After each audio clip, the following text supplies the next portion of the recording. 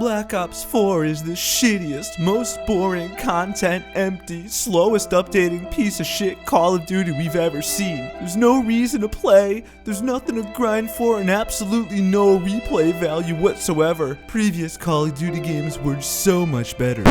Yeah, okay, what on earth is this kind of talk? Is this serious? Are you guys serious when you're saying this stuff? Oh my god, it's fucking serious. Oh my god. Okay, this is the type of language I've seen used to describe Black Ops 4 by so many YouTubers, both big and small, so many people on Twitter, angry Redditors, so on and so forth. And to be honest, I really can't even tell if this is a troll at this point or not. Because in my own personal and totally humble opinion, the notion that Black Ops 4 has any less grindable content or any less so-called reason to play than other Call of Duty games holds very little weight, if any at all. On today's schedule, we are going to compare some of the quote grindability factors of Black Ops 4 to those of Call of Duty World War II, Infinite Warfare, and even some Black Ops 3. Then, secondly, I'm going to put some tweets from you guys, my amazing viewers, on the screen after I asked you on Twitter exactly what is so wrong with Black Ops 4, because I want to get exactly to the bottom of why people are so upset with the supposed lack of content in this game. And then thirdly and finally, if you, the viewer, the person watching this video right now, are part of the 79% of the people who watch my videos but are not subscribed, then you're gonna click the subscribe button, turn on your notifications, blah blah blah, so that you can be a part of the buzz every time a new video comes out, unless of course you are a bitch ass motherfucker. And it seems like we have a lot of bitch ass motherfuckers these days. Let's do this.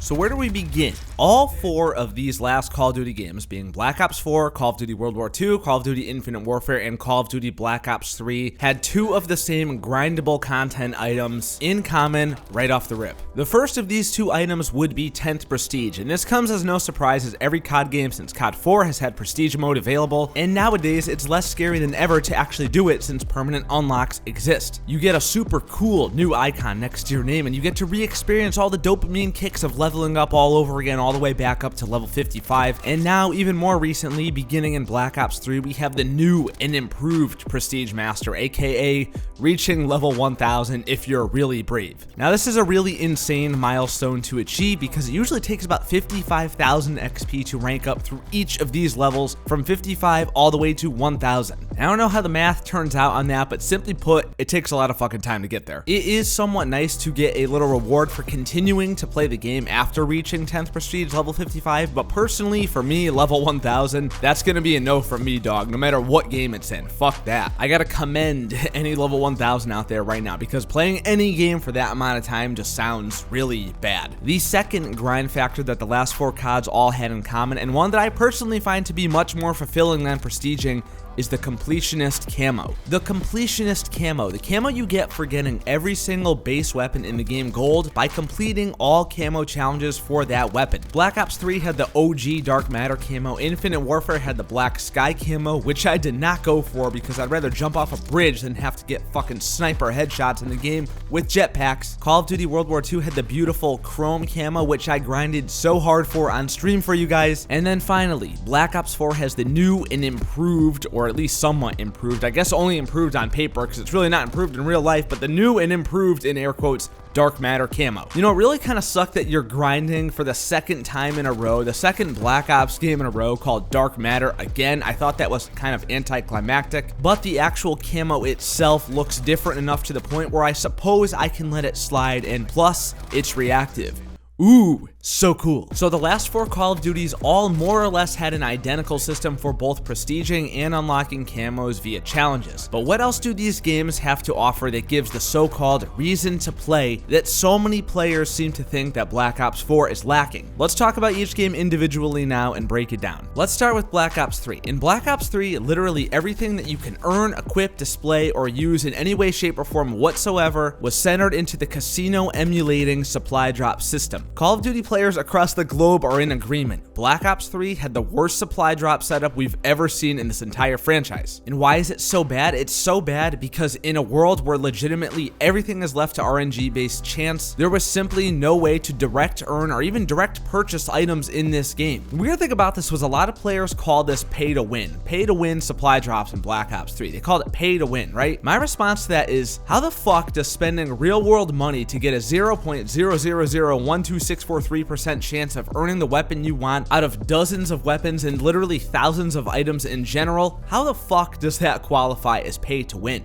It doesn't. It just doesn't. What it does qualify is that you must be a fucking delusional idiot and you wasted your money on supply drops and you may want to seek help for your gambling addiction. RNG is not pay to win. Change my mind. Honestly, please change my mind. And speaking of pay to win, one ironic thing I gotta point out is that Black Ops 2, which many players consider to be the best game in the franchise, had more of a pay to win system than Black Ops 3 since you could only get that new DLC weapon, the Peacekeeper SMG, out of a direct purchase. And that gun was fucking good, let me tell you. Same thing with the Ripper and COD Ghosts. That's pay to win right there. Not RNG, not buying supply drops to get a tiny little chance of getting a weapon. Direct purchasing an item is literally pay to win, assuming that item is a gun, of course. As much as people hated the supply drops in Black Ops 3, nonetheless, y'all continued to praise it and say how awesome it was despite this huge, gigantic flaw that it had. And the only form of relief from the sea of bullshit that infested supply drops in Black Ops 3 was the occasional triple play contract bundle. RNG was generous enough to give me a totally sick and cool melee weapon out of my weapon prime. What did you guys get? In terms of fairness, Black Ops 3 gets an F, but in terms of grindability, I'd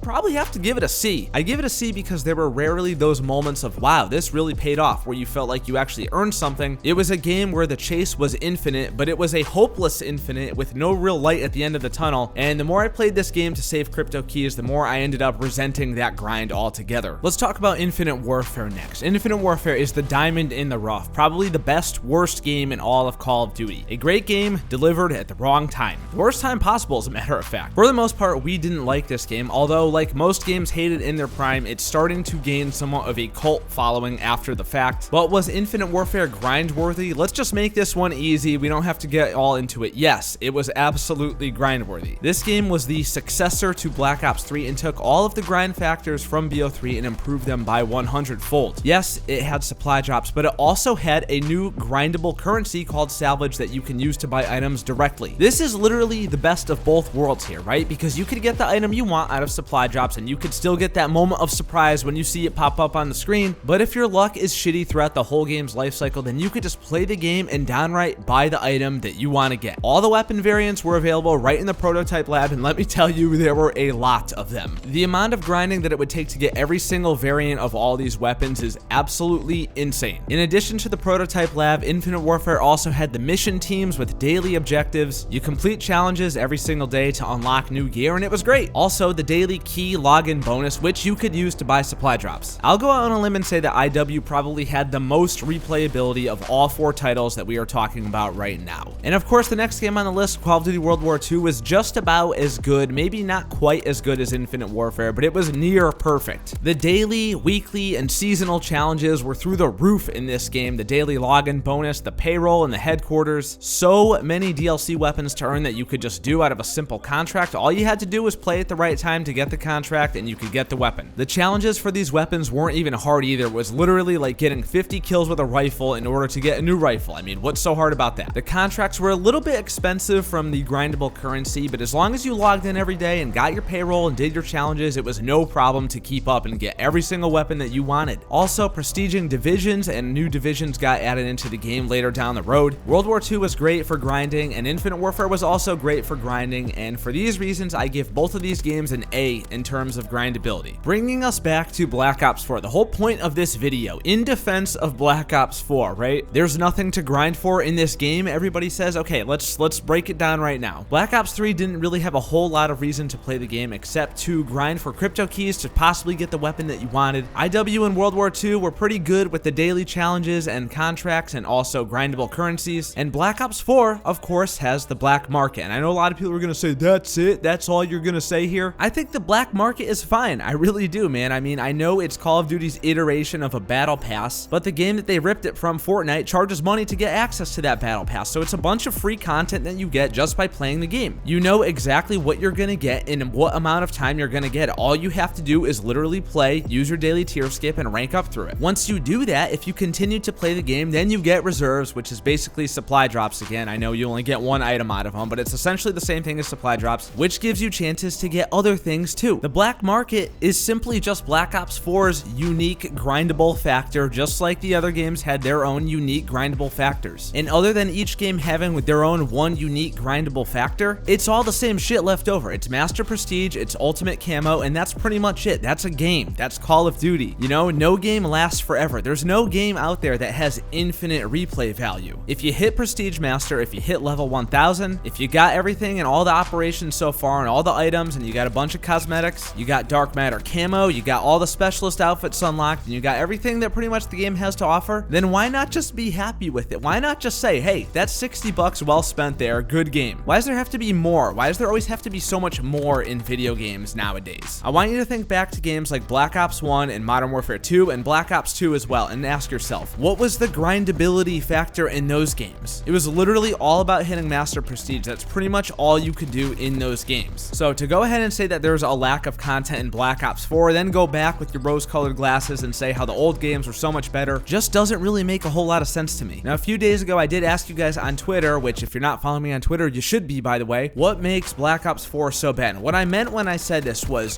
what makes it so that there's, quote, nothing to grind for? I wanted some legitimate answers. I was going to put some more replies on the screen right now, but this video's gone on long enough, but I'm only going to put one up right now that really stuck out to me. And that answer is from Tim. He says, it's not bad, it's very boring, don't care about camos or tiers, already Master Prestige, lack of primary weapons and maps really made the game feel empty too quickly. Needs daily and weekly challenges, I don't know why they're not there. Okay, so I agree with this. I literally agree with this, and this is why I chose this one to put on the screen. I think daily and weekly challenges should be a part of the game. However, besides daily and weekly challenges, if you don't care about camos or you don't care about tiers, which give you weapons, by the way, I don't know why you wouldn't, but if you just don't care and you only care about hitting Master Prestige, then what the hell did you play any other Call of Duty game for? Can daily and weekly challenges really make or break a grind factor in a game? That's basically what this is all coming down to, is this question right here. I want you guys to answer it in the comments below. Black Ops 3 did not have daily and weekly challenges. World War II and Infinite Warfare, they did have daily and weekly challenges, but now Black Ops 4 does not. So you loved Black Ops 3, you hated the two games in the middle, and now you hate Black Ops 4. I mean, where does it end? What is the answer to all this? Are we just that selfish of a community? Is our attention span so short now that nothing can keep us entertained anymore? Whatever happened to just playing the game just to play it? Because that's what we used to do back in the day, and everybody was happy with it back then. I don't know, man. People look back on those old games and they say, I want another game like Black Ops 2, I want another game like Modern Warfare 2, but if we ended up getting a game like one of those games, I just have a feeling that it would end up getting a lot of backlash and people would be trash talking the ever-living shit out of it. This video's gone on long enough. Let me know down in the comments below what you guys think. I think Black Ops 4 is fine. I really do. I don't think it's the best game ever. I think the bugs and performance issues are the worst thing that it has. If those issues were patched up, for me, it would probably be a top tier Call of Duty. I'm not gonna lie. Unpopular opinion. But let me know down in the comments below what you guys think, and if you guys enjoyed the video, don't forget to leave a thumbs up and subscribe if you're not already for more awesome, amazing content like this. Follow me on Twitter, link is down below, and I will see you dudes